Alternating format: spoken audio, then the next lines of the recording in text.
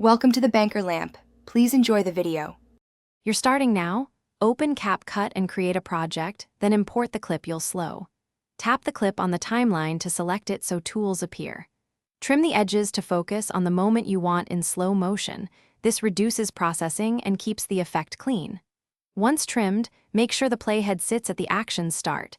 This helps when you split or apply speed keyframes. Now you're ready for precise speed control. You'll now change how time flows. Tap speed, then choose normal for uniform slow or curve for smooth ramps. For consistent slow motion, set a lower value like 0, 5 or 0, 25, that halves or quarters playback speed. If the action needs a ramp, pick curve and drag control points to ease in and out. Alternatively, split the clip into segments and apply different speeds per segment so the transition feels natural. Finish by previewing your slow motion at full resolution to check smoothness and timing. Export with appropriate settings once satisfied.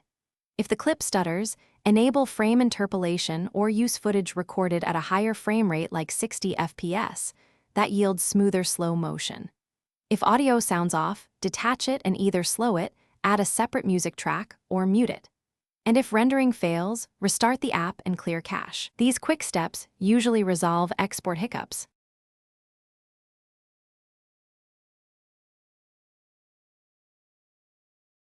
Thanks for watching. If this was helpful, leave a like and consider subscribing. See you next time.